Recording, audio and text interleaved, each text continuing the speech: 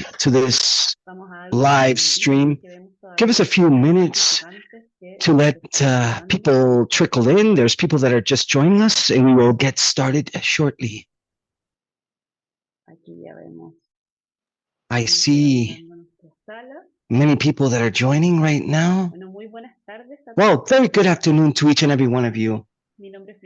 My name is Florencia Zafiro. I'm the project officer from Santiago. I'm so happy to welcome you all today to our second session for this Breaking Cycles webinar series, trying to eliminate violence. In this second session, we've proposed a question. We've asked a question: how do restorative practices answer violence? We're super happy to have the second space with all of you here today. And I would like to begin by providing you some housekeeping items. Today we're going to have two special guests, two wonderful women from Latin America. We're also going to have a space for Q&A, and we also have an interpretation section. For those of you that need interpretation, you can activate whatever channel you'd like, English or Spanish, by clicking on the Zoom interpretation icon. Before we begin, I would like to tell you that, as you know, this is a series of webinars. Our first session was in April of last April, sorry, and our colleague Paula Klemer moderated this previous webinar, and we also had a colleague from the region, Jose Fernando Mejia, talking about the Classrooms and Peace Aulas and Paz Foundation that worked on prevention and on preventing violence in educational settings. And today, with us, as I told you, we have this specific session is dedicated to restorative approaches to restorative justice. And we have two special guests, super important guests, that I will introduce shortly, which will be speaking about these topics with discussing and learning from. We're going to have a very interesting learning environment today. With us, first of all, we have Mara Hernández, a professor and associate researcher from the Center of Investigation and Economic Education and Mediation and Dialogue, ProDiálogo, from that same CIDE Center. Mara, she's also got a PhD from MIT in the US, and she's from Mexico originally. She's actually joining us from Mexico. And we also have Claire de Mezerville, Costa Rica academic researcher, scholar from special education from Costa Rica University, and a specialist as a community engagement expert from the International Institute of Restorative Practices. So greetings to both of our experts. Thank you so much, Mara and Claire, for joining us today. And I would like to also invite those of you that are watching us, and why don't you tell us your names, where you're from, put it on the chat, and what region are you coming from? I see that we have people that are joining us and already answering, and they're telling us in the chat. We have people from Mexico, we have people from Argentina, from Peru, I think a good representation from Venezuela, a lot of people from Venezuela, different states from Mexico, Cuba, Trinidad and Tobago. And throughout this session, we're going to be talking about the different locations of where you're from, Jamaica, Colombia. What a pleasure to see so many people and so many individuals are joining us from so many locations. I see a lot of people. We see students as well from Mara, and Mara students are accompanying us today, and many are here today as well to hear her talk. As I was saying, we're going to have a Q&A sessions as well, and we invite you to leave your questions in the chat or in the Q&A so we can answer them as we go. In order to begin, I wanted to ask Mara a question. Professor Mara, why don't you guide us on a first perspective? Give us a first perspective of restorative justice. What is it really? How can you explain restorative justice in layman's terms, in common language? What do we understand when we talk about restorative justice, and why is it important to prevent violence against youth? Mara, please go ahead. Thank you so much, Florencia.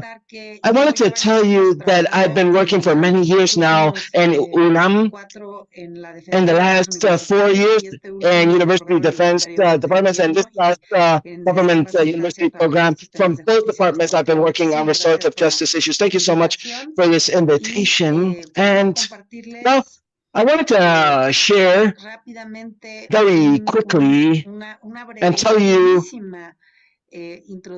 or give you a brief introduction about restorative justice and what it is. And begin by recognizing that it has different aspects. It's very important to understand the context. We have to understand the different aspects. We have to understand all of its dimensions.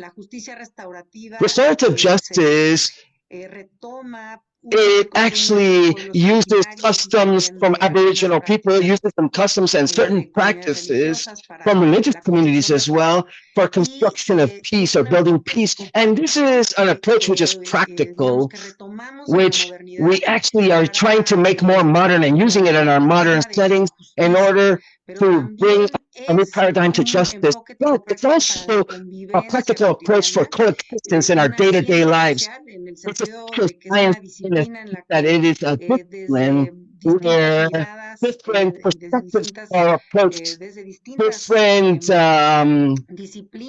disciplines are used, like anthropology, education, new sciences, peace studies, etc.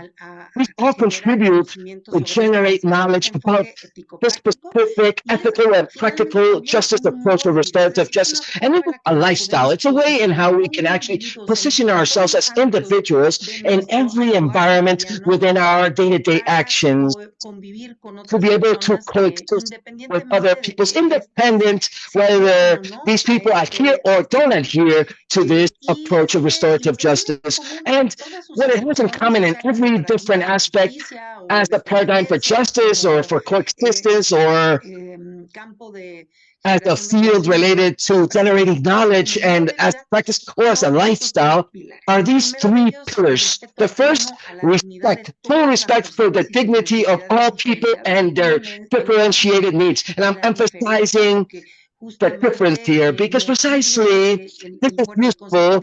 Well, the concept of respect, the more complex and diverse communities are which we work with, or that where we talk or live together, we have greater differences. And what every person really needs, or what every group of people needs to feel respected, is to have their identity respected and also their differences and their belongings to different groups. The second pillar is an active responsibility, a personal, individual responsibility for our own behaviors and how they impact others. And also the active responsibility as witnesses of behaviors that can be harmful as well. There, the restorative word invites us to act, not just be in the background as a spectator when something occurs that can be harmful or can be wrong or offensive.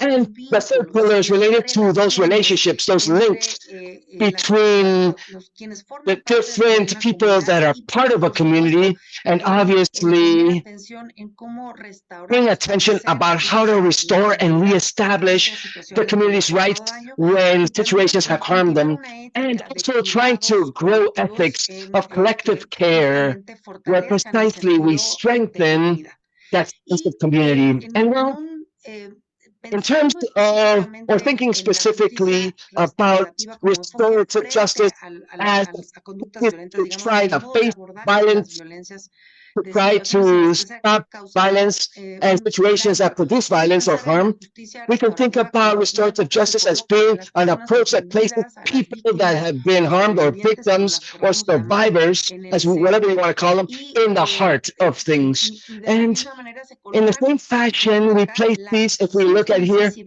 we put their needs at the heart of things, especially those needs that were produced because of that harm and that violent act that occurred. And in a second sphere or second circle, we place perpetrators or the responsible parties. Restorative justice are also catering to the perpetrators because precisely they need to assume the responsibility and take ownership of those harms that they produced, and so they can also reincorporate and rejoin the community based on becoming a responsible party and taking ownership. And then a fundamental actor or stakeholder is the community, which we recognize that they have been affected when there's violence in the community, and sometimes the community becomes divided or fractured, and sometimes they're fearful, and therefore they suffer harm, and therefore they also need to be involved in this restorative justice approach under this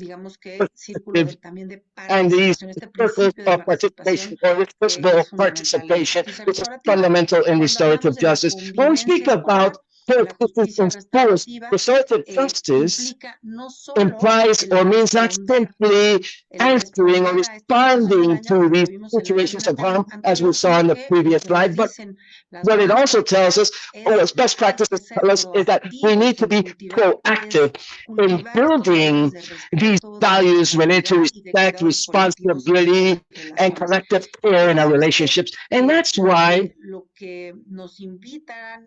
we are invited, or studies in terms of success cases invite us and use the restorative justice paradigm for school systems. And we need to have 80% of our efforts and resources in terms of these proactive practices that include from promoting self-care all the way to expressions, effective expressions, try to express empathy with the community, and also being able to express when there's somebody that's offended or when somebody doesn't feel respected, so that we can generate a virtuous learning amongst the different members of the community in the day-to-day living. And this invitation again of being witnesses and actually come in and put in when the peers are going through a problem. It's a collective care type of logic.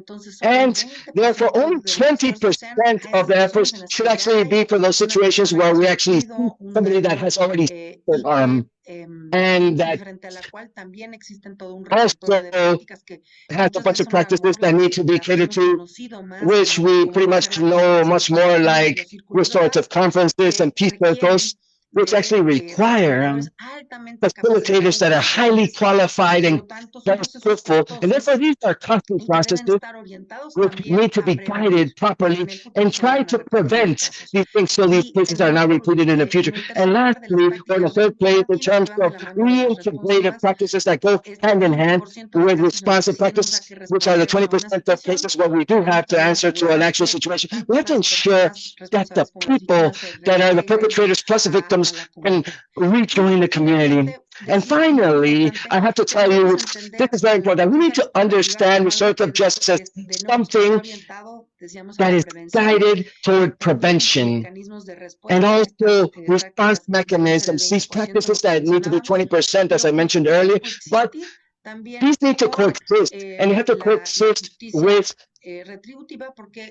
normal justice, because we recognize that not every person is open to learning from their mistakes, and there's people that in that sense are a danger to society. It's the people that are not willing to learn or that don't have that openness to try to get involved in restorative justice process, and there's no desire to participate in restorative justice, especially victims, and we need to respect that, and we need to have a system of coexistence, and we have to have the possibility of accompany the victims so they can file their complaints in normal courts. They consider that that is warranted. So it's not that restorative justice shouldn't be understood as something that is an alternative, but something that we want to privilege in terms of coexistence and as another response, but it should also coexist with the mind that there's not going to be any impunity and that at any moment they can file a complaint before the traditional justice systems in violence situations. And here's why it's so important to be constantly monitoring and learning about these situations, especially how our system is working. And to this, and we call this integrated or holistic coexistence management systems. And that's what I end my brief introduction with. Thank you so much, Mara. Forgive us because I didn't, I forgot to mention UNAM. It's great that you have a history associated to the University of UNAM. And I wanted to thank you for this effort of summarizing this concept and making these complex terms so simple and trying to make it digestible. So much information, which is it's an enormous amount of information. And something that restorative justice is that essentially these are intersector-based approaches that we have and learning from different disciplines that can be put at the service of this lifestyle, as you called it.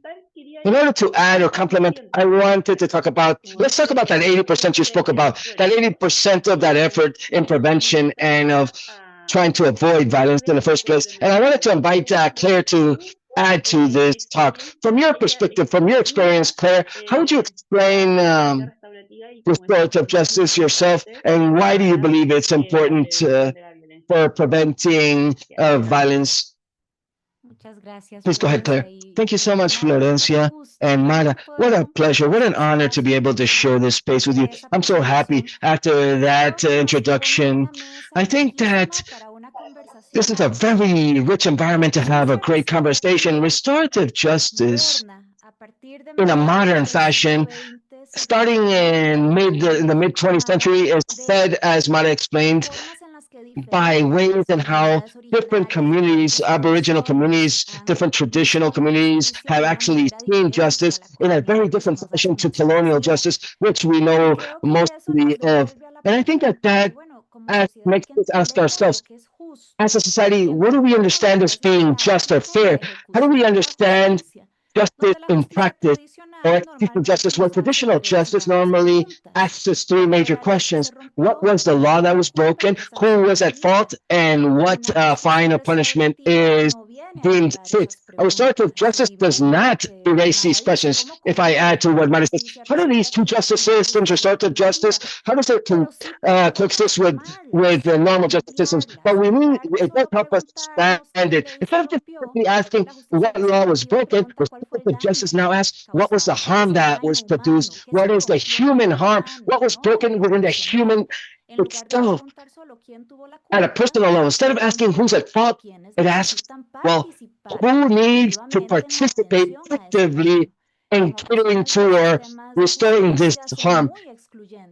Because traditional justice systems exclude the actual people that are the survivors of that harm, of that pain. So how do these people, how can they participate actively? How can people that actually produce the harm, the perpetrators, how can they assume the responsibility to participate actively within the process, not simply be active by... That's the question, not only what law was broken, but what was the harm, but who needs to participate, instead of just asking simply what fine or... We ask, well, what's missing so that this harm can be repaired? What actions are missing so that the reparation and prevention actually occurs, so this doesn't happen again? And the only thing that I would add to what was previously mentioned by in the fashions that are established by institutions in terms of restorative justice. The Tehuactela talked about restorative aspects, where they said that restorative justice needs the participation of affected people that were affected by the harm, plus the perpetrators, plus the community. However, bringing all these people together is not always possible, and sometimes it's not even recommendable or actually warranted. But this doesn't mean that we can't do certain things or take certain actions that actually restore one way or another each of these different, restore each of the parties involved. And that's where restorative justice, that simply is a methodology and an alternative, but it's also an invitation at an ethical perspective to say, hey, how can justice not just be retribution or punishment, but actually can repair and restore the human in person? I saw very quickly, and this is my last comment, what was mentioned by Ida in the chat about, hey, It should be 80% practices toward the technical side and 20% toward the alternative. And it's true that I understand what my colleague is saying in the chat, but I believe now that we speak about educational settings, I will be able to explain that 80-20 is related with out of 100% of the actions undertaken from our restorative approach that we do, how many of these are actually reactionary and how many are actually preventing and building and constructing? And that's where that 80-20 mix comes about. But I believe, Florencia, that don't let me lie, that we're going to be able to speak a lot more about these topics. Yes, we're getting there, yes. I wanted to ask you, Claire, and then Mara, obviously you can complement and add this. How do you see restorative justice and educational settings? What transformations do these imply for an educational setting or a school or a space to want to work in these types of restorative settings? What is interesting about all of this is that I go and I work with restorative practice and I try to learn especially about these topics. I started a few years back. I'm not going to tell you how many years now, but with restorative practices that were done by the International Institute of Restorative Practice. So my first approach was from an educational environment, not from the courts or not from the judicial setting. In Costa Rica, we do have an office for restorative justice with over 10 years of experience. I think it's 13 years of experience working with restorative justice, and I've learned a lot from this Department of the Law in Costa Rica. And after a few years, we started to see that educational settings that are getting interested in these topics are not so interested in restorative practice because of a desire that is simply to strengthen the community, but rather they're sometimes just reacting to problems that are becoming very, very aggravated in a very acute fashion. We want to learn restorative practices because we're having very violent actions that are occurring. We want to learn restorative actions because there's teachers and students that are not really having a good relationship because we have so many conflicts because they're asking us from the top down. I'm saying on the top down because maybe that can mean different things, but they're asking us less extensions, for example, less expulsions for schools. So they're asking our institutions to try to use different types of rules or regulations and how we can assess learnings, as we call them, in Costa Rica. So that's where these needs came about of trying to find alternatives to punishment. And restorative practices can actually be an alternative to punishment. And well, they're an extrapolation of restorative justice practices that in judicial settings and in institutional settings, they've been around for many more years. They've been explored in judicial settings in other countries for a long time now, and in different judicial contexts and institutional contexts. I myself believe that restorative practices as a methodological framework, as a toolkit, have more to do with Paulo Freire than with justice itself, because they have to do with how we establish tools, analog tools, as Paulo Freire mentioned. How do we create pedagogical educational tools from the construction, from asking questions, from what was mentioned recently by Mara, from recognizing differences and coexistence and with differences, and the community that uses these tools and develops them, and how powerful that they develop these from early ages. That's a powerful thing. Boys and girls and preschool even that are using conflict and solving conflicts in a very different fashion, from self-regulation, from taking ownership, from reparation, from actually yourself. That builds an educational community which is very different.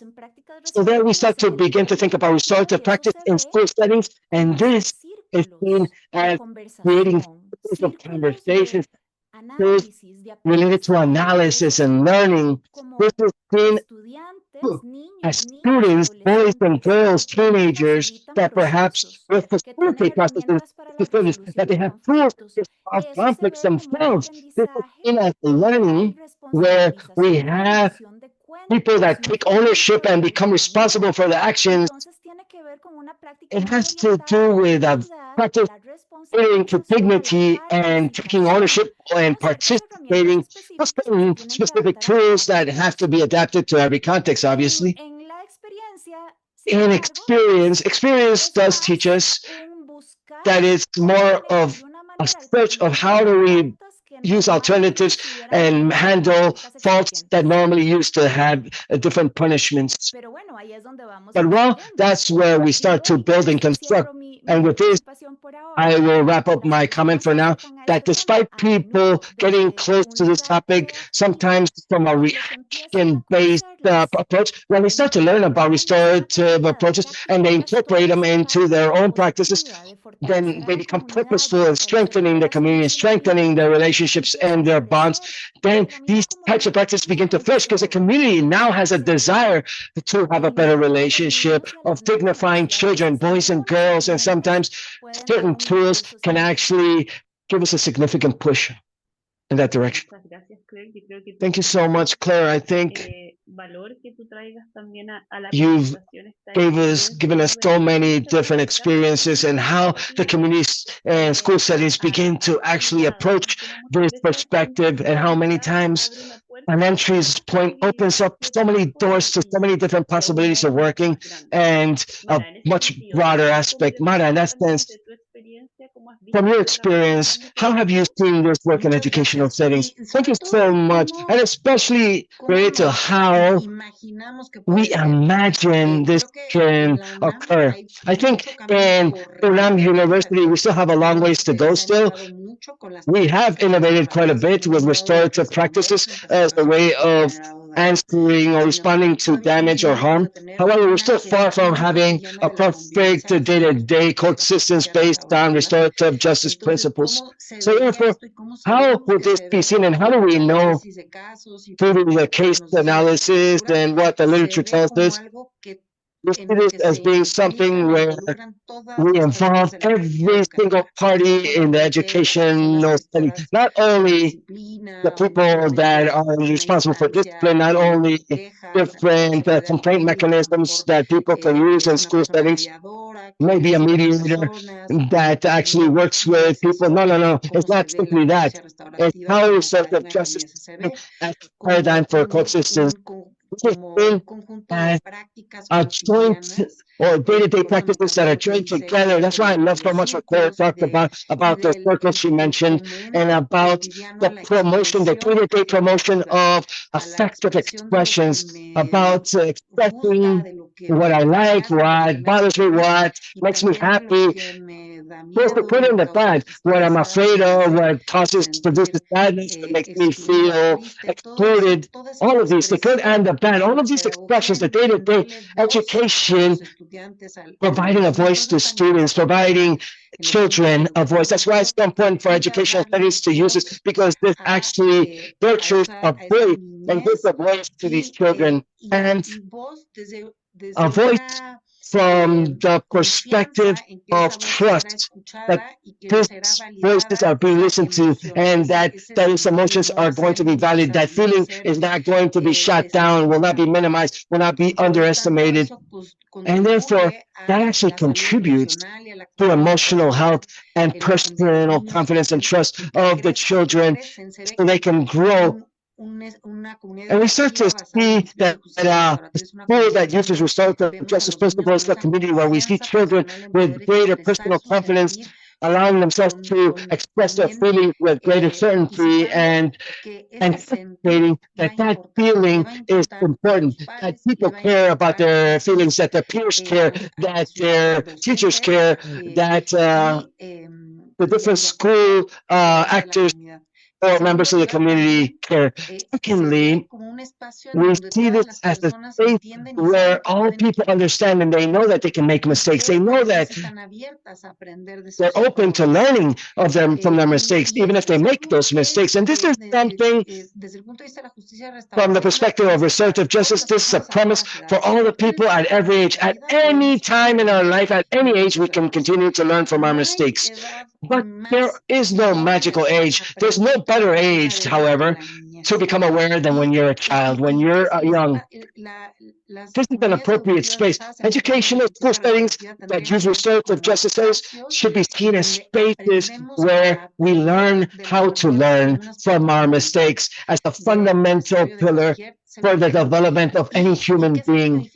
And this is something that is not really achieved much if we use fear or ire or angry with punitive approaches. Fear can perhaps condition people to avoid certain behaviors in order to avoid punishment. Yes, however, that same fear doesn't allow us to become fully conscious or aware that our behavior is affecting other human beings and that we can actually dimension and see these harms and have conditions to repair what we've done that can be repaired, what can be repaired after a certain behavior occurred. That sometimes we just acted based on anger or responding to certain conflicts, but now we can have an opportunity to actually undertake reparation now to be able to overcome what we've actually done in our faults. And there's a lot of empirical evidence that exists that by using these practices, we see more efficiency or efficacy and have less repeat offenders. Let's not simply think that fear or anger are going to be emotions or emotional states that don't promote learning from our errors, but there's evidence and data that tells us that effectively restorative approaches do reduce or are way more effective to reduce repeat offenders so we don't commit the same exact mistake and produce harm again. So therefore, as we see an educational community and settings where day-to-day things are catering to less violence, with less discrimination when they use this restorative approach, with more care, with more collective cohesion. And finally, this is something very important to mention as well, this idea that how we visualize and see an educational setting based on restorative justice. This is a community where diversity is not simply tolerated, but is embraced. And it also becomes, or diversity becomes, constant learning tool, a constant learning tool about what different actors need and different people that are different from me to feel included so we can feel accepted.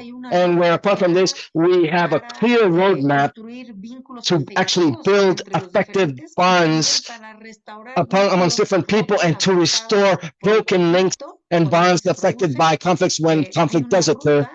There's a roadmap, a specific roadmap that is offered to us with this restorative practice to reestablish these bonds that may have been harmed or broken after a conflict occurs.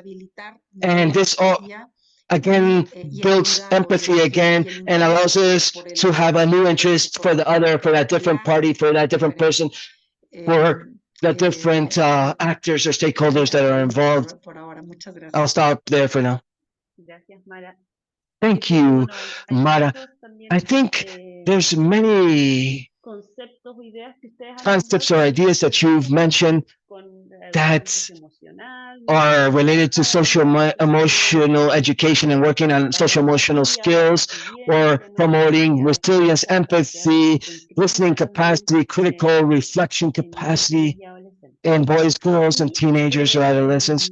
And obviously, this brings us a wealth of knowledge, but I also wanted to ask both of you, what are the challenges that exist in school settings in order to implement these restorative approaches within school environments? Like, what challenges have you seen in your practices? What resistance have you seen? What obstacles do you see? Can you tell us a little bit about the obstacles or challenges? I don't know. Any of you can begin. Maybe we can just take turns. Yes, if you want, I can begin this time, and then Mara, you can add. And if there's mistakes, at least I can say I'm the first one. There's 1,000 mistakes that I can make. Well, there's so many different obstacles. Let me begin with one. Collective change and community change is a process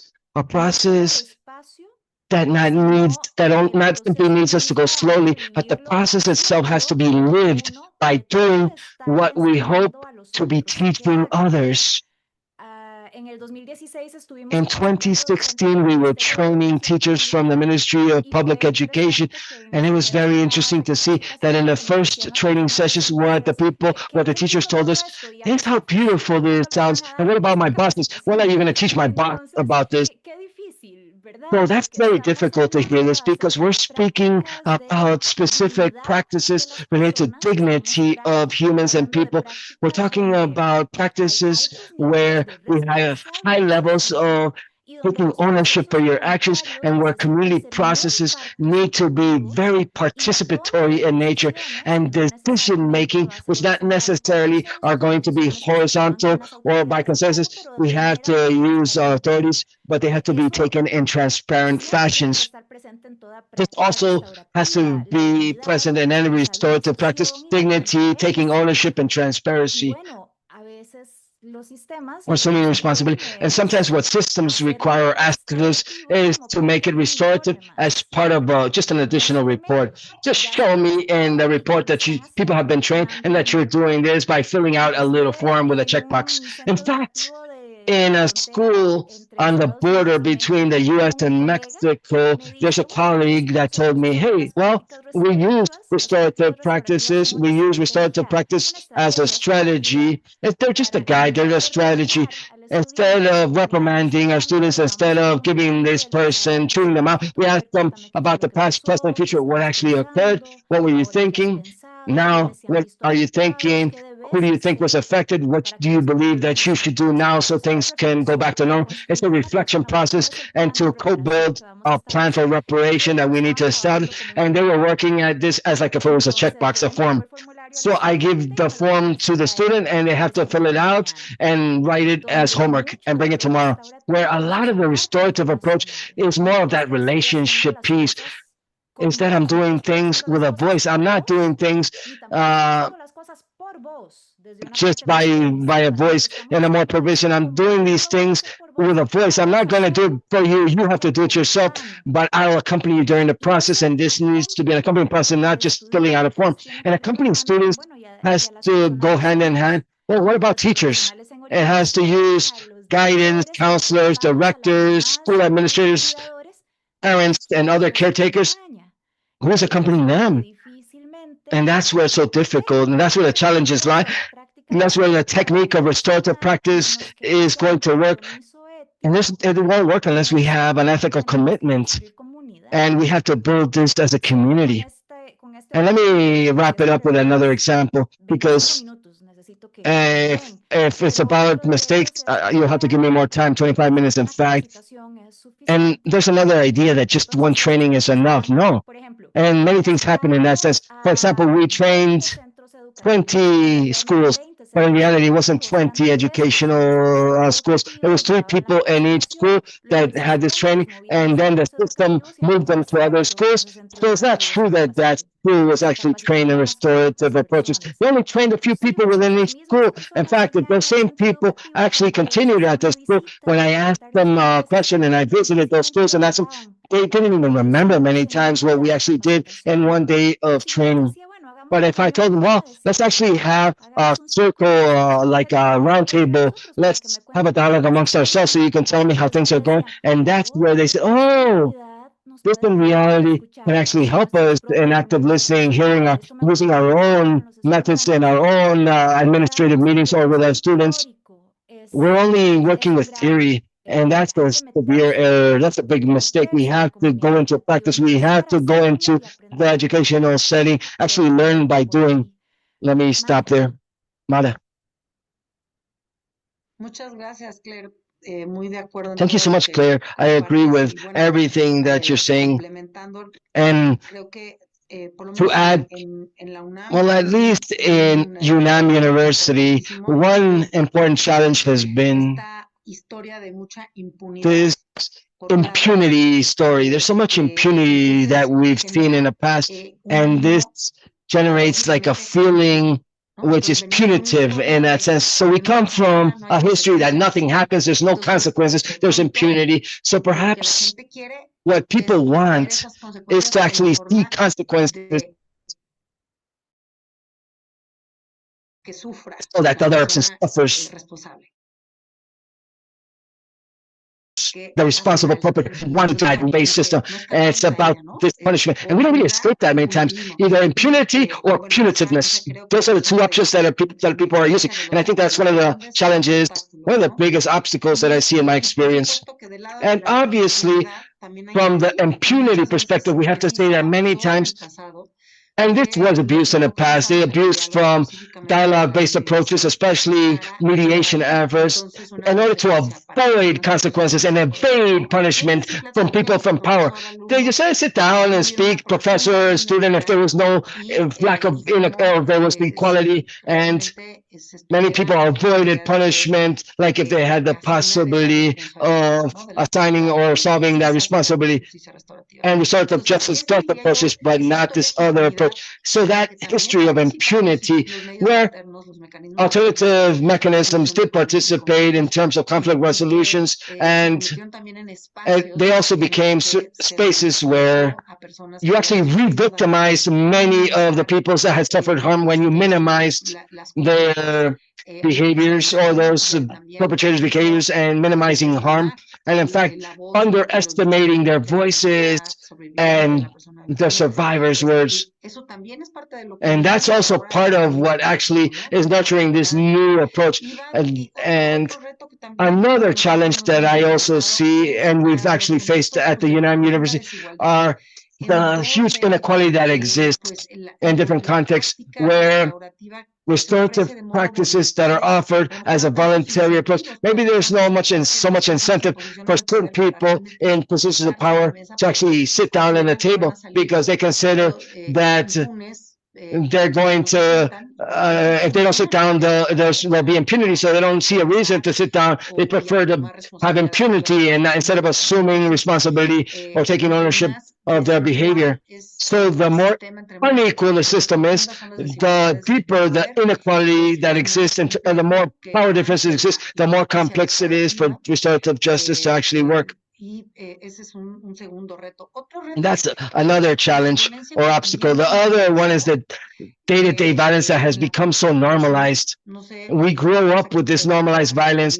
Let me ask the auditorium here, but who did not grow up in a home where discipline was actually exercised with violence, especially from people that are older than 40? Maybe even younger. Did you have parents that used to punish you, or did you, I don't know, unless you had the Freyano parents, but at least in my generation, I think the majority of us had to grow up with a punitive system where discipline was exercised with violence. So this is very normalized in the way in how we were educated, and therefore we also learned to be quiet and stay shut in these day-to-day violence, and therefore sometimes even reproduce these violences ourselves. And we have to be willing to re-educate ourselves, and that's not easy, especially if we already have power positions or we are in positions of power, and that's another obstacle. And finally, let me also talk about this other obstacle that I see. There's so many new narratives that we're seeing related to personal development and work, which are very focused on resilience, but understood as something that is achieved by personal individual work. This resilience, like the new spirituality type of resilience, which we're seeing that in essence actually reproduces these mandates related to hegemonic masculinities for both men and women.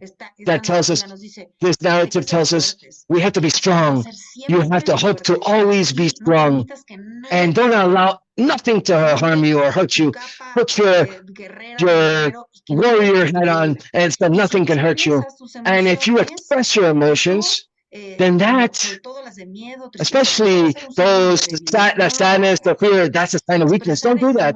Expressing emotions such as fear and sadness is not seen as something good. That makes you seem weak. And therefore, Instead, I will be acting, I act because I want to or because I can.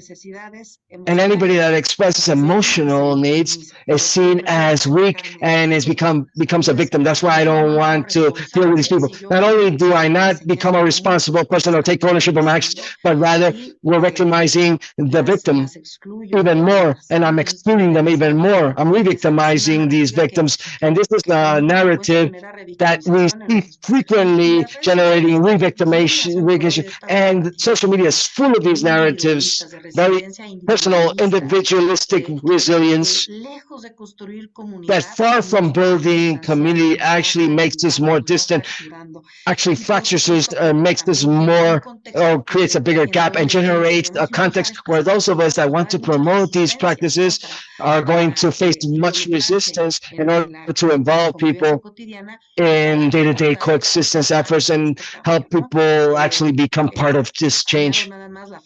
And I'm simply adding the lack of political willingness as well at the highest decision-making levels. And if this doesn't happen from those that are authorities at the highest level, if that doesn't happen with the powers, if they're not to change, if they're not willing to do and exercise an authority in the same fashion as we want to see these changes in the lower spheres, then it's difficult for that to trickle down and to be considered a credible approach. And together with all of this, from what we're seeing in many countries in the world, we're seeing an erosion of democratic culture, an erosion of civic areas and human rights discourses that are suffering. This social cultural context, this social political context where restorative justice, I think that's where it should flourish. It's difficult in an authoritarian context, reducing civic or civil spaces, which is what we're seeing like in the US right now. And it's difficult for this to flourish or restorative justice to flourish in these types of spaces as a paradigm for coexistence. Thank you. Mara, there's a point that I wanted to mention about those narratives that are so present in the digital world today, about the importance of individuals and many times mixed with mental health discourses like my needs, my mental needs above others, which are more competitive based approaches that put us to compete against others. And I think this also produces much harm for those of us that are working in this direction or in the opposite direction, trying to create greater community, sense of belonging. And we haven't even seen how far working on these healthy relationships is intimately related to mental health. It's very important. And something else that you mentioned comes to mind. There's many people that have certain prejudices with restorative justice because they believe that it's associated to impunity. And there's an idea or a prejudice, as I said earlier, that these practices lead to impunity, that there's no consequences for those perpetrators that produce the harm. So I wanted to ask all of you, in a simple terms, in layman terms, like what is the difference between these consequences related to restorative justice when people produce harm, when we compare restorative justice to other punitive systems? How would you explain that in simple terms for those people that still believe that this is something that produces impunity? I don't know, who would like to maybe begin? I think last time I began. So I don't know if you would like to begin this time. Okay, yeah. Well, I'll begin. I think it is very common to see this as something that provides impunity. I see that quite a bit as well. And this is related to what I mentioned earlier, that the alternative conflict resolution systems in the past did produce many re-victimization experiences for survivors, where they created a dialogue space where a person that was already harmed or suffered or offended or had trauma had to be exposed again to re-victimization, exposed to the perpetrator, re-victimized, and they took advantage of that space to underestimate and minimize them as a person, and in that sense, even deny the behavior that they had inflicted. So we have to recognize that that did happen in the past. And some of those mediation practices, like with traditional mediation, and others were also called restorative practice. However, they were not really without that due care. So there was this type of situation that occurred in the past. However, the restorative approach has matured quite a lot in the last few years.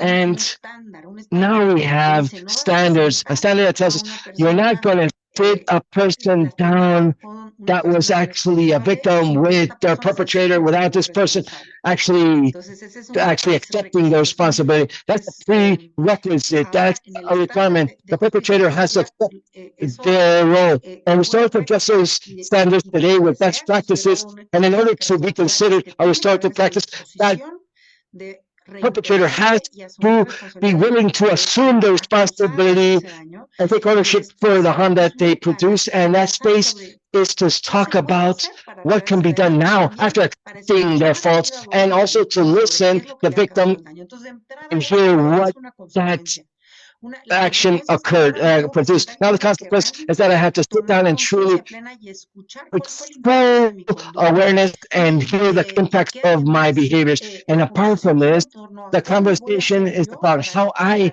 will try to repair what occurred. Obviously, these are encounters because restorative practice can actually happen without encounters, because the victim may not want to actually have another meeting with their perpetrator.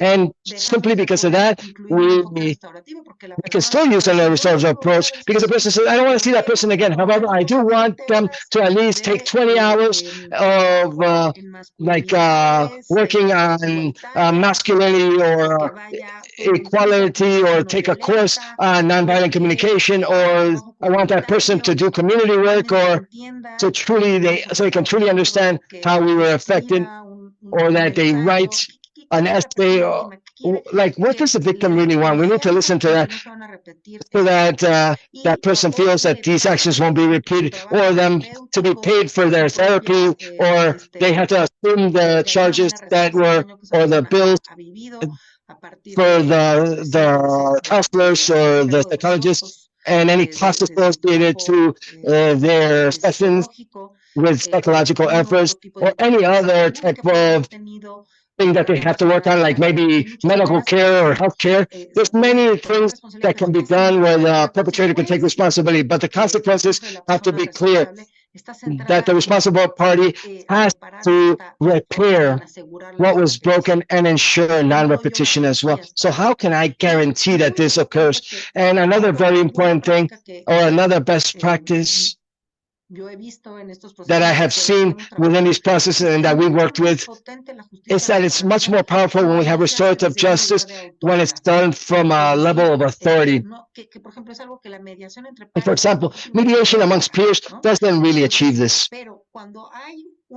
But when we have harm that occurred, that an authority intervenes is also positive, because the authority can also participate in building these reparative approaches. How does authority that knows education or psychology or child pedagogy, what's going to help these persons so that this person doesn't repeat these offenses? What do we have to do? Do we have to involve their parents? Do we have to involve other approaches, or take them to do community work? Does the perpetrator have to see a child psychiatrist? What's going to help this child not to become a perpetrator again, or actually be a repeat offender, and try to help the victim at the same time? We also need to mention, in order to have a consequences, we have to see restorative justice as an action of discipline, not simply as, yes, it can be useful to solve victims, and it's very powerful to solve conflicts amongst peers, and to speak about how they've been affected. But in terms of actual violence, things that actually occurred already, we have to see how this is an action of discipline, and where the authority acts, but by placing harm and the person that was a victim at the heart of things, and making sure that the perpetrator actually takes ownership of these consequences and tries to repair them. Obviously, there needs to be consequences. Yes, what I can add, I completely echo what Mara said, but let me try to add something. Let's see. Within different settings, and my colleague mentioned this as well, when the approach has been exclusively on dialogue and conversations, well, we assume that a restorative practice, instead of being a disciplinary traditional practice, or restorative justice instead of traditional justice, is equal to impunity, because people, they just speak for a little while and therefore there's no real punishment or consequence. In fact, something happened to me a few years during a training that we were having with the judges in Costa Rica. We had a space here in Costa Rica. There's a program related to this, and there's and like the school disciplinary systems, and they were prepared by professionals in psychology and social workers. And they do previous interviews with the people that are participating within these processes. Once they filter that this is feasible in this process, does fit in with the legal process, but the restorative meeting is actually facilitated by a judge, and the reparation plan, which is agreed upon in this meeting, with it is a sentence by that judge. And the same social psychology actually follow up and ensure that the judgment is actually complied with. And that's where the different metrics are seen, where reparation plans and the restorative sessions are actually being complied with. So there, we do see the existence of an agreement and a reparation plan, a concrete plan where all the parties participated that went to this meeting, that include members of the community, includes the victims, and includes the perpetrator. When in this training with the judges, when I asked them, at what moment did we actually create restorative justice? The majority of the judges, they answered me, when we have the meetings, that's when it occurs, because there continues to be a huge emphasis on that specific moment where the dialogue actually occurs. And I want to be very clear here. Actually, developing justice by using what Jean-Paul Leonard called an improbable dialogue, people that would not really be willing to sit down and talk, and they're collaborating to create a restoration plan. I think that's simply powerful, but it's a change of paradigm in how we see justice. But we put so much emphasis on this because I think this maybe amazes us so much that something so improbable is impossible. No, and then we forget that this is the moment. This is not the moment where restorative justice becomes concrete. Restorative justice actually occurs with a reparation plan. That's when it actually occurs. When a person that produces a harm actually takes concrete action to repair their actions. And let me rewind. Let's go back to school settings again. This is what boys, girls, and adolescents, this can generate an awareness process, becoming aware of their actions and what they cause on others, that they increase the violence. That's what we're seeing. Boys, girls, and teenagers that are becoming desensitized related to their actions and about dignity and the psychological integrity of others. But these can open up a new window of opportunity to produce awareness and consciousness, and this actually broke something in another person, and I am the person that was responsible. I have to take ownership, and that's the pedagogical educational portion. John Braithwaite, this famous criminologist that published an article last week, but ever since 1989, he published a book, Crime, Reintegration, and Shame, and he said, we have to be very clear here. Tolerating something is always going to worsen things. When we tolerate something, it's always going to worsen. Stigmatizing, isolating, humiliating the person and that commits the fault, even worsen things. It's reparation itself, repairing the harm within a respectful process, respecting the person also that committed the fault, has a greater probability of preventing repeat offenders. Restorative justice and restorative practices always need to put the needs of people at the heart of things. The people that were affected has to be at the heart of things. What do they need? But with work that always treats the perpetrator with dignity as well. And that goes against what socially is understood as justice. within the justice system, we don't really ask ourselves, what does the perpetrator actually need? The person, we ask ourselves, what is the law say that we have to do to punish them, to the person that produced the harm?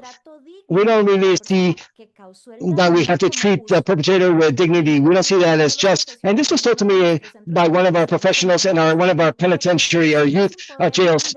I don't really understand why there's such an increase in violence or violent acts in teenagers, and that justifies us to be even more violent with these youth offenders. So I use viscerally and socially speaking, that makes us feel like we're recovering some sort of balance. We feel better when we punish them and are bad to the perpetrator. But in terms of the human side of things, how does that really produce repair? Not only does it not repair, but it doesn't allow us to scale and repeat offenders. And that's where we need to begin to think about things. Sometimes we consider these practices that lead to impunity because the only thing that we know is punitive approaches. If it's not punitive, then it's impune. That's what we believe. And therefore, we continue to do things that are not working. Restorative justice and restorative practice will not work 100% of the time. There's moments where definitely they won't work. But traditional justice and disciplinary systems within school settings at a traditional school settings level are not working either. At least they don't work every time. Let me stop there for now. Thank you so much. Wonderful answers and comments. I think throughout these conversations, we've been speaking a little bit about learnings, about obstacles. We spoke a little bit about prejudice and about errors or mistakes. In order to close these guided questions, and then we can take questions from our audience, which I see many questions in the chat. I wanted to hear from your experiences with your years of working in your different settings. I wanted to ask you, in all of these years of experience, do you remember an omission or a mistake that was committed that actually helped you better understand what restorative justice actually is? Some mistakes that you made. This is more like a bibliographical question for all of you. What mistakes have you made in your own settings that allowed you to improve your restorative justice practices? I think I can begin.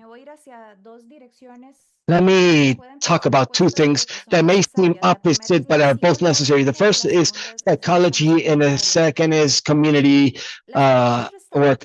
Restorative practices are very related to the spoken word, as I mentioned earlier. Many of these practices have to do with affective declarations. How do I communicate from my feelings? What happens in community affect us people?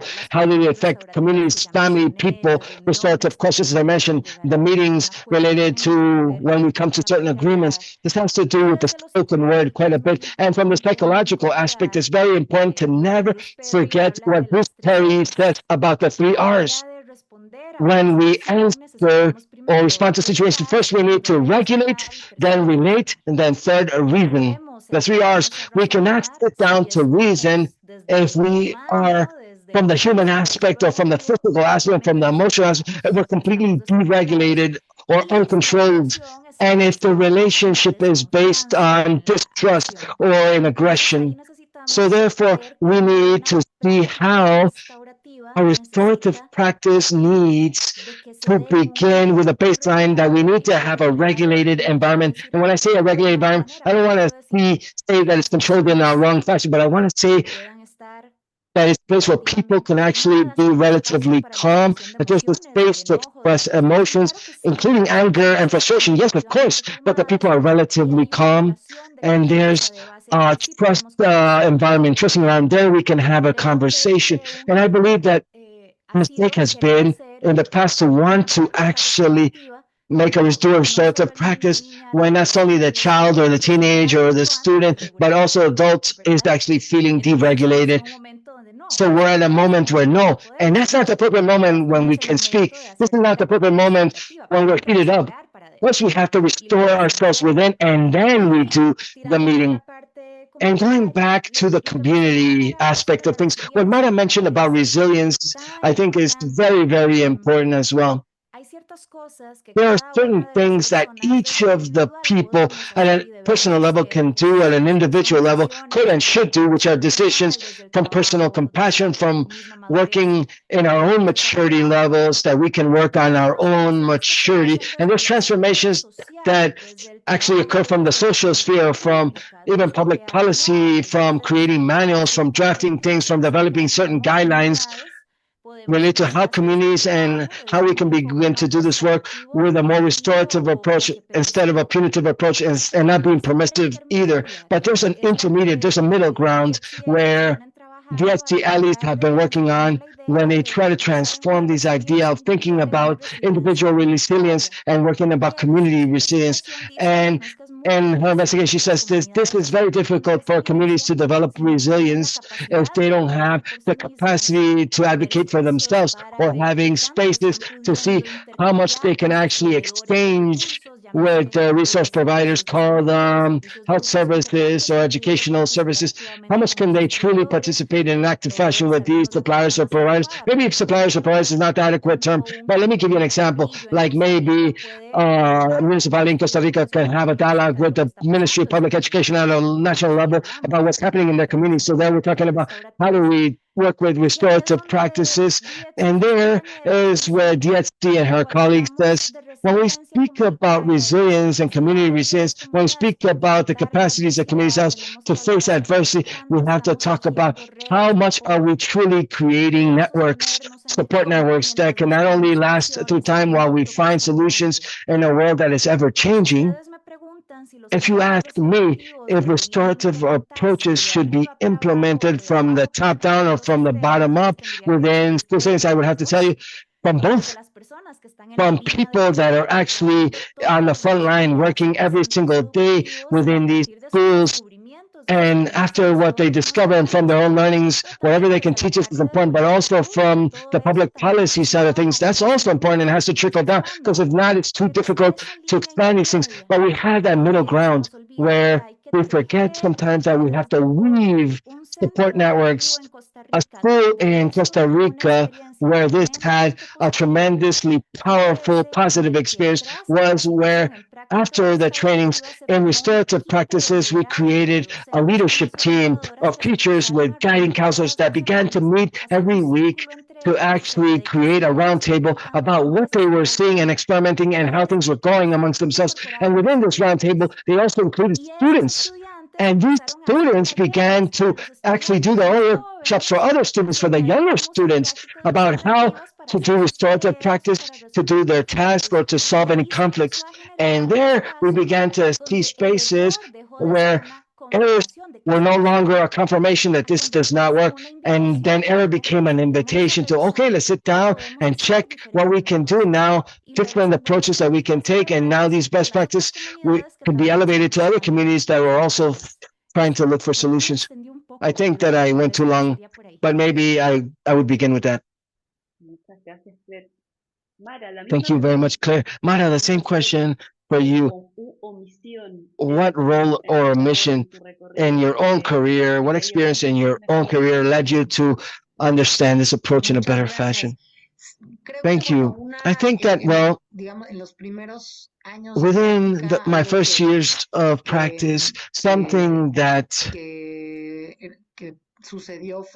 occurred was that I was way too optimistic in these dialogue spaces and not asking too much, especially for the perpetrators previous the encounter. And there were a few times and occasions where these spaces were not constructive at all. That's like what Claire talked about, self-regulation, but I think this is also aligned with taking ownership in how responsible or how are people willing to assume the responsibility for their actions. And it's so normal to see these things in our society, see that tendency toward minimizing the harm that we produce and minimizing our behavior. This has become so normalized that I think that in my first few years as a professional, I didn't see this as so important. And then I began to start to be able to contrast these cases where, yes, we did begin, or where we did see genuine taking ownership of actions, and where this did not occur. And I saw this, and I think setting a high bar is very important. And it's very important because, to begin, because these are costly processes in terms of cost, in terms of time that were effective, and institutional time. So we have to only begin these spaces when we truly see that attitude of being willing to take responsibility for the actions. And I say this from the people that were directly the perpetrators, as well as by the authorities, because this is also important to mention as well. In order to have non-repetition guarantees, it's very important for people that have positions of authority. They also need to build these agreements that ensure that these are promoted and sustained and make them be known many times. And that's where it's most worthwhile to invest on these resources in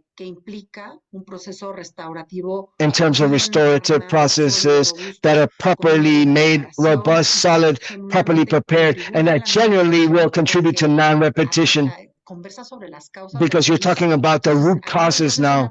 So creating a process really needs lots of process, but it is worthwhile because it can actually completely transform the dynamics and the relationships within communities. It can generate new public policies, new ways of doing things, new commitments related to prevention. They can actually mobilize resources in the new environment so that genuinely that 20% response will actually contribute to the prevention, because there's a genuine interest in non-repetition, and we generate a moment within the community to try to bet on this. And there it is worthwhile, because if not, we're speaking about processes that can be very frustrating. At the end of the day, there's a lot of wear and tear, and the desired results don't occur, and it's very re-victimizing to the victims. So I think that's one of the most important things, to have set a very high bar, set a high standard before we create these spaces. And also at the same time, simultaneously, when we need to work with those that actually do want to work under these premises. And I think another mistake is to think that simply because we cannot work with every single actor or perpetrator, then we can't do anything. We can't think like that either. One of the most transformative processes that I participated in was one where the person that was a perpetrator simply decided, we saw there was not taking ownership. They didn't participate. However, the community and the authorities and everybody created a very broad coalition of other participants that worked on this case, from that level of people that were affected, people that are accompanying the people that were affected, people from the community in general that wanted to avoid any repeat offenders. And they agreed upon a plan, a reparation plan, a non-repetition plan that was very, very, very holistic, that really satisfied the proponents of this products and the victims, despite the perpetrator not actually participating or wanting to participate. So it's preferable to work in this fashion. We truly need to have set a high bar of who we will work with, who it's desirable to work with, and who have the possibility to truly contribute to a process of this nature, and setting a very high bar or standard. I think that's what I believe. Thank you to both of you for being so open and sincere, and for sharing with us your experiences related to errors or learnings that you've had in your first few years as professionals. We have two additional questions, and I'm going to try to unify these two questions that we prepare from UNESCO, because after this we will have a moment to take Q&A from our public. I see that some people from the chat mentioned, in my community, they're not working with these types of perspectives. I've never heard about this approach. There's a lot of interest in this approach, because for some people, this is very innovative about learning about restorative processes in school settings. So I wanted to ask both of you, to summarize for us, what would you recommend to a school that wants to begin and implement restorative practices within their school settings? What would you say would be one tip, a very direct tip, a good tip that you can give a new school or somebody that wants to begin to work with restorative processes? That's the first question. And I will provide a follow-up question after that, so that then we can take questions from the public. The next question is more related to how do you see, from your experience, the future of restorative practices in our region? Where is this leading us? Where is this trend heading towards, this practice, these studies, these generation of evidence? How do you believe the future of restorative practices will be? Those are the two questions that I wanted to ask you. I don't know who wants to begin. Maybe I think Claire has to begin this time. I can't remember, but I can begin this time with pleasure. I think that a tip would be related to what we spoke about at the beginning of this session, that 80-20 rule. Why? Because it's very important. I'm the first person that would value that from restorative justice, there's a branch that stems from this that has a lot of value for institutions and for schools. But it's very important to remember that educational communities or schools are not just instances, they're learning communities, where certainly we need to have discipline and limits. There's a document that is being shared in the chat, which is called The Stairway of Restorative Practices in Situations Related to Trauma with Boys, Girls, and Adolescents, written by Dr. Frida Rondon, which is a marvelous tool. And she talks about how communities need to offer certainty and safety to boys, girls, and teenagers. And this is done by setting boundaries and limits and creating discipline and structure. And it also says that participation is important, and bonds and having learning environments. But school settings are not just this institutions, they're learning institutions. They're places for opportunities to create learning opportunities, where we are going through a phase of development in younger individuals, where relationships are key. Many teachers tell me, and I understand these teachers, I don't have to be their therapist, I don't have to be their mom and their dad. It's not my role to be their spiritual guide when they're not guidance counselors. Well, yes, I understand, fine. They're right in that sense, in the sense that I know that their work is highly demanding and stressful per se, and sometimes they don't have the necessary support that they need. But thinking that teaching and learning are not related, that's lying to ourselves. Communities and schools are spaces for learning and for creating relationships as well.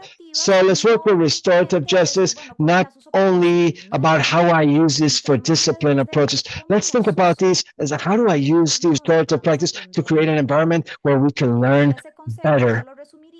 And I give that tip, and I would make this practical. So I would summarize this whenever you can read all of the material that we're sharing with you about restorative practices, which are a lot, really, but Mara understands this. We that are professors, that's difficult for us. We love to send a lot of things to read, but when you actually look at these topics and read the questions and look at these circles, begin to make your own circles, begin to ask yourselves these questions, but not to actually deal with acute situations or problem.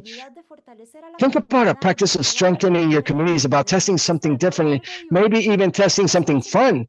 And this will be very important because the community that uses these circles in their day-to-day, that are used to listening to each other using these strategies, is not going to be a community that the day that they see a round table and say, oh, something bad happened here.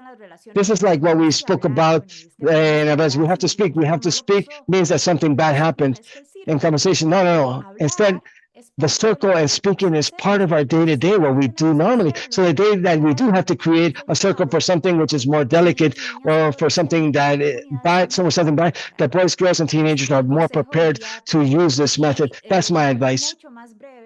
And to answer your second question about the future, I think the future of restorative practices is related to recognizing that the technique is void just for techniques. They're not end in it on their own. They're a means to an end.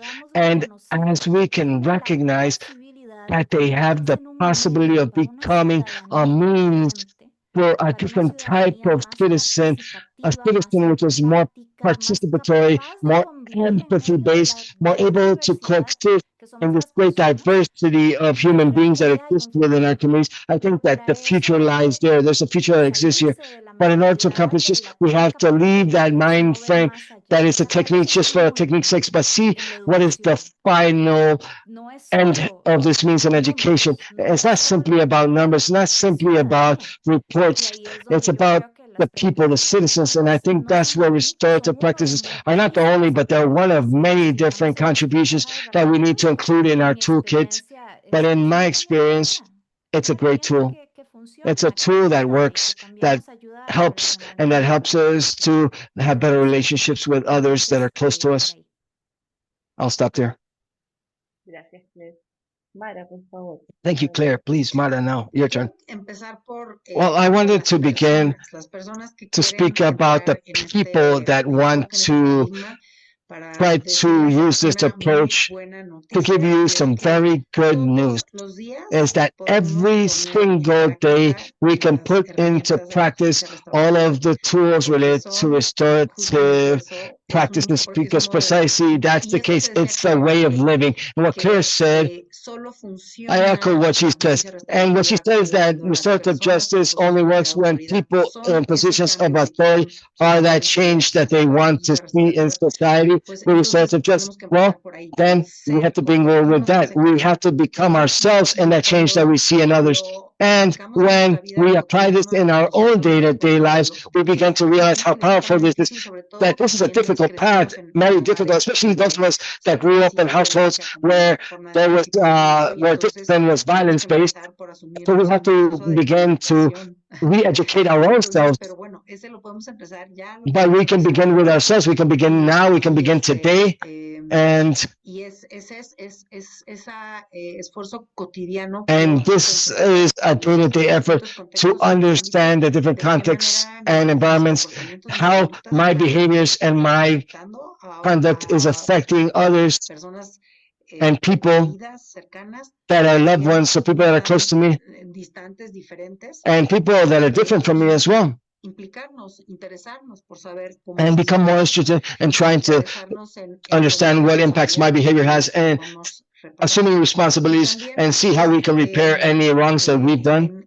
And also, precisely in our self-regulation efforts that Claire discussed, learning how to self-regulate ourselves, practicing self-regulations before we begin or before we continue a dialogue. Because I'm certain that many of us here, or many people that are listening to us, are experimenting conversations every day that are getting nowhere, that are needing communications or talks or arguments that are producing more harm than good. So we're going through that same context and we're committing the same mistakes as before.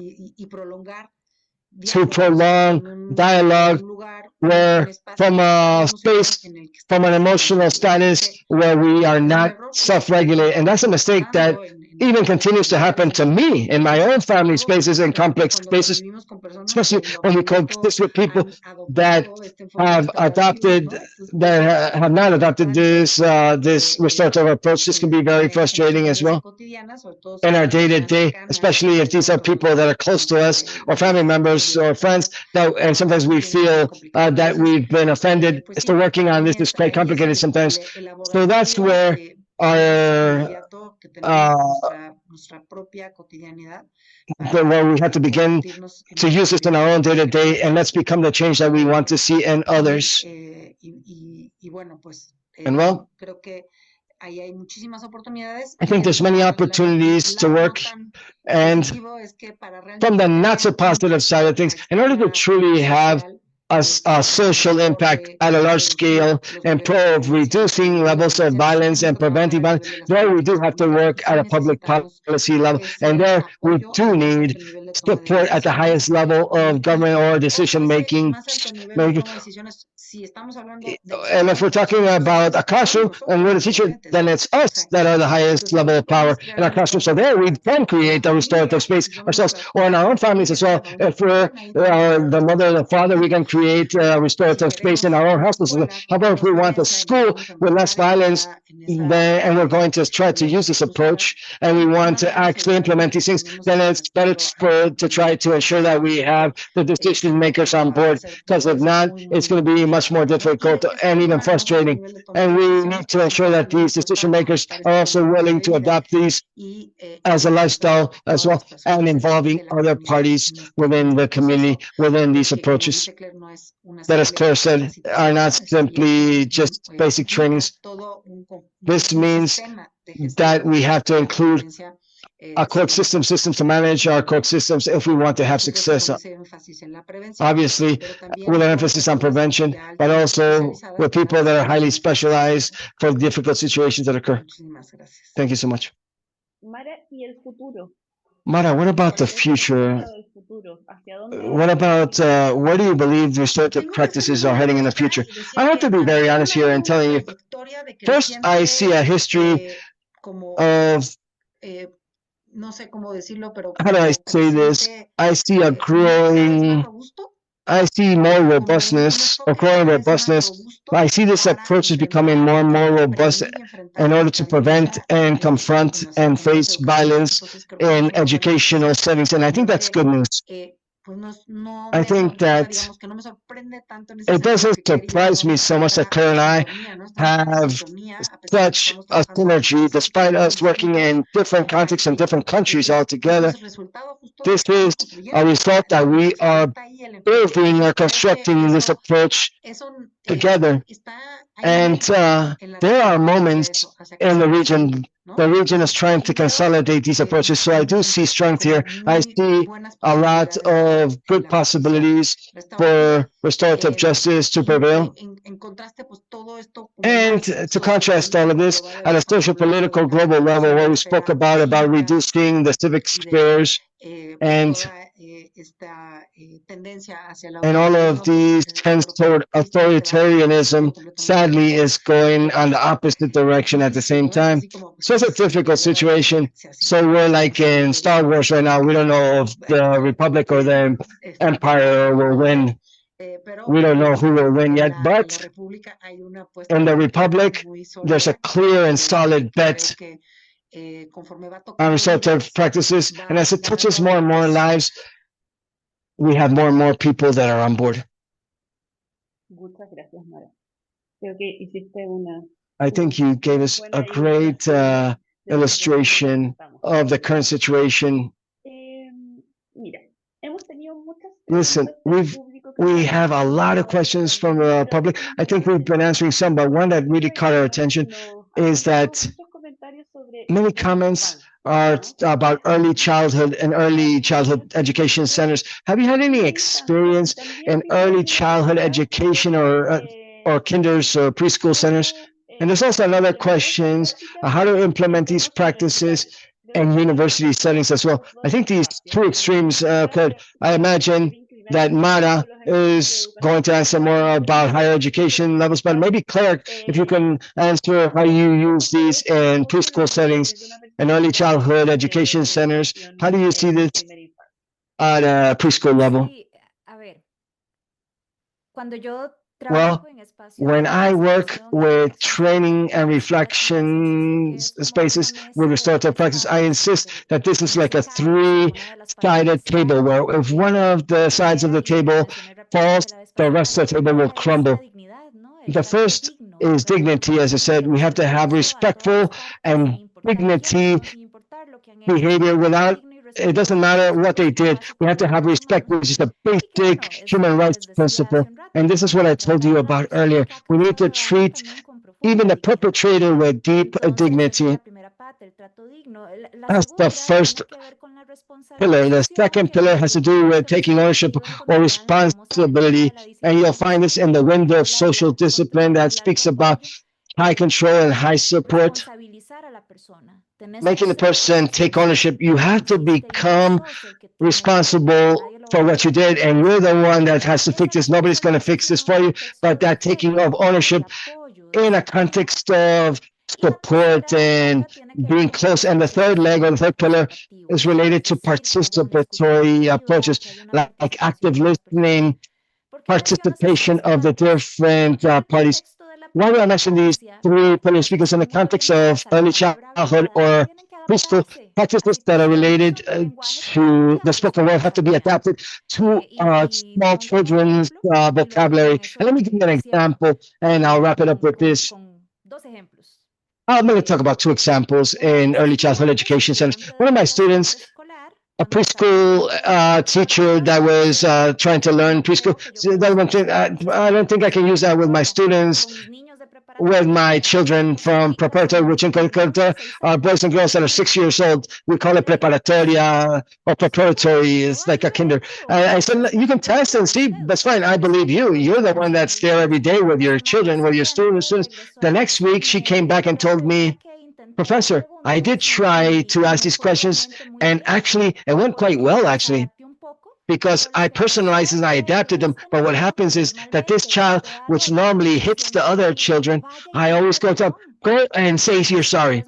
But this time instead, I asked them all these questions. Tell me what happened. And the child told me what's happened. That helped them to calm down a little bit. And then I said, and what do you believe you have to do now so that things will be fine again? And the child says, I'm going to go ask for sorry, and I'm going to offer him one of my cars, one of my toy cars. So what my colleague told me is, listen, this child decided to do the same thing that I would have asked him to do. In fact, even offered to do even more. That's different.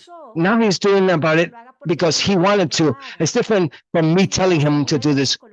And even from a psychological level, that cognitive process is different here. The process of empathy or awareness is different. In these very early stages of development, when they're creating neural networks in their minds and their brains. So in early childhood, we have to do this, adapt it, as long as we have those three pillars, those three sides of the table. And the second example is that I am also a university professor. So the question about the university settings is, this is taught with practice. Being an example, it's not only talking about the theory about restorative justice, which is also done, and it is necessary to talk about the past and the present and the theory. We obviously need to study to make it, but I do my own circles with my own students.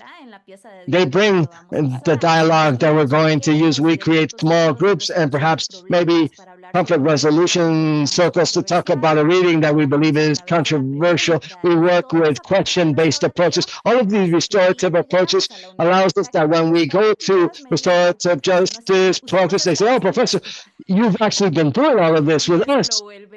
And that makes it even more relevant.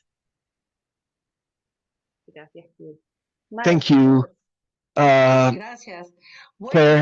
please. Well, in terms of the university setting, precisely, that's where we're betting on what I told you about earlier, about these clerk systems or holistic integrated clerk systems in the university settings. It's not about the complex settings and these higher education institutions with the different spaces, different decentralization. There's many features that make these higher education institutions difficult to imagine that simply one authority or simply one person or one process can actually guarantee change for restorative approach. But the same thing applies to schools, to school settings, that we have to approach these preventions that we spoke about earlier. And that means that every teacher, where we build coexistence by excellence within schools or classrooms. That's where you build this. So every teacher would need to have positive management tools and proactive management tools in their classrooms. And the same thing happens that Claire said. In the UNAM University, I've been working for 2 years now and training teachers in restorative practices and proactive practices. And I asked them as part of the course to send me or to create or draft a report of how they put these practices into their own subjects. And it can even be in their math class, or it can be within their political science classes, or social work classes, or geophysics. And within all of these other subjects, now I have testimonies of people telling us about how this transformed the motivation of their students about the subject, about their own experience as professors and teachers, how it became more purposeful with this connection, which is more effective connections with their students, even in these other subjects. And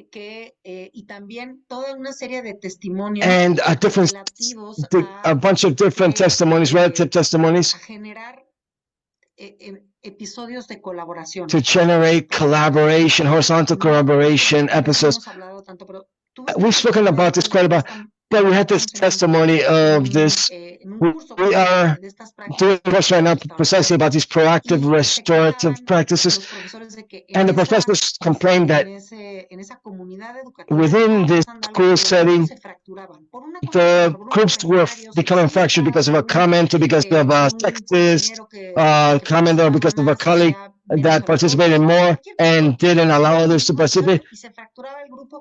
Any episode occurred and the classroom was fractured, and it was difficult to teach a class within these different groups or gaps in the class. It seems like it didn't have a solution, like the classroom was fractured, and then we had no, and one teacher spoke up and said she had to teach one of the most difficult groups, that it was a famous problematic classroom, one of the most divided groups. And this was a teacher that was teaching one of the sciences, but she wasn't an educator, pedagogical. She was a scientist. She was a professor for natural sciences, but she was a scientist, not a pedagogical expert. From the first class, she began to have them work in groups and heavy groups. She had them work in random groups. She mixed them up. She forced every single person to work this class, for this work, for this practice. For every single session, she forced them to mix. And all of a sudden, after half of the session, we're actually looking at how they work, the environment, how this works. And I told them, hey, you see how you can work together? And what she received was a moment of wow, like everybody looked at each other and they smiled. And that's just a small testimony and as evidence of what we refer to about how this restorative approach can actually be used in an educational setting under restorative justice approaches. There's many other testimonies as well. Like one of the restorative practices that we work with is restorative interviews. Instead of reprimanding the students and this restorative approach, how are you doing, connecting with something positive that you like, that today I'm noticing this, what's going on, how can I help you, what do you think that we can do about this, what do you think we can achieve here?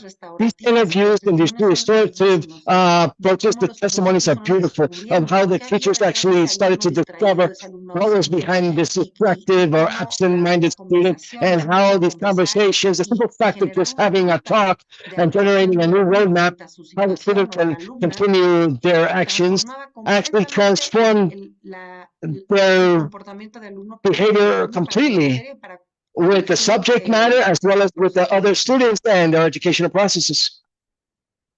Muchísimas gracias a ambas Thank you so much to both of you por traernos ejemplos concretos for giving us all of these concrete examples and so many learnings, and talk about your own trajectories in terms of restorative justice approaches. Now, I wanted to wrap this conversation by telling everybody that this was an invitation to enter this world, to get to know this approach, to look at this approach, and that's the purpose of what we've been putting in the chat, all of these links, so you can learn more about the work of these important guests, how to follow them, where they work.